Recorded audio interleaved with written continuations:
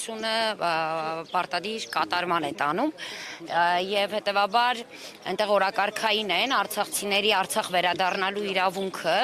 համապատասխան երաշխիքներով բնականաբար եւ նաեւ գերիների պատանդարված անձանց վերադարձը, որը ըստ էության մեզ համար հավասարապես է նույն արցախցիների իրավունքներին եւ հետեւաբար մենք այստեղ ենք, որպեսզի նախ մեր շնորհակալության արտահայտման միջոց է հենց Շվեյցարիայի դեսպանատան առջև, նաև կոչ ունենք խորհրդարանականներին հղելու,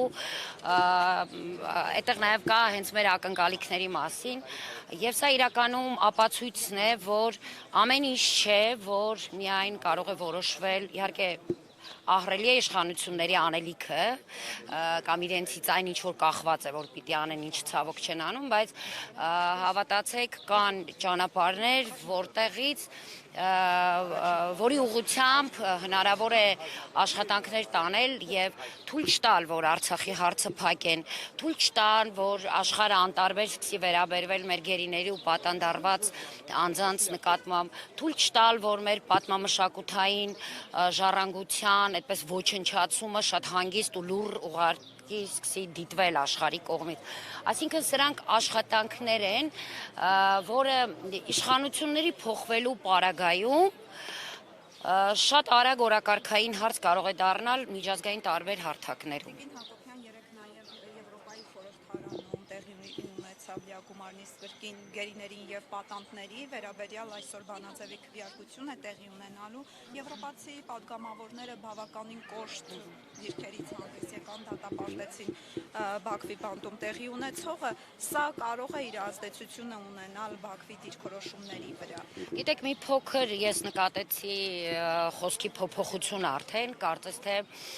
զուտ կոչերից անցնում են կամ ցանկություն ունեն ամեն դեպքում անցնելու ինչ որ գործընթացների իրականացման, սակայն այնտեղ այսինքն ինչ պիտի ակնկալենք նման բաներից հետո, որովհետև թե 20 թվականի 44 օրյայի ժամանակ, թե բլոկադայի ժամանակ Արցախում բազմիցս բանաձևեր են ընդունվել, դատարանների որոշումներ են տեղի ունեցել, սակայն դրանք այնուհետև կյանքի չեն կոչվել,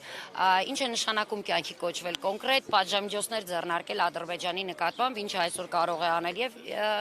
Եվրախորհրդարանը եւ մնացած բոլոր այլ կառույցներ եւ տարբեր այլ երկրներ, ովքեր շահագրգռված են։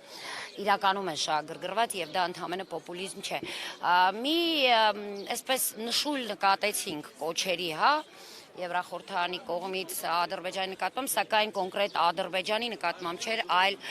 գործիչների, հա, մի քանի գործիչների նկատմամբ, դատավորների կամ ռազմական գործիչների նկատմամբ։ Ես հուսացած եմ, որ իրականում այս կառույցները տեսնելով վտանգը, որովհետև շատ լավ ակնհայտ է, որ Արցախը այսօր աշխարհի համար դարձել է նախադեպ եւ ընդհանրապես Թուրքիայի, Ադրբեջանի այդ ուժի բռնության միջոցով հասնել են ամենին, ինչը իրենք ձգտել են եւ չեն կարողացել ունենալ, կարծես թե սկսել է անհանգստացնել աշխարհին։ Եվ հետեւաբար սա համարենք լավ նախադեպ նաեւ Եվրախորհրդարանի եւ հուսանք, որ իրականում կսկսի աշխարհը տարբեր պետություններ կսկսեն ուղղակի պատժամիջոցներ կամ հենց համապատասխան կառույցները պատժամիջոցներ կսկսեն կիրառել Ադրբեջանի նկատմամբ։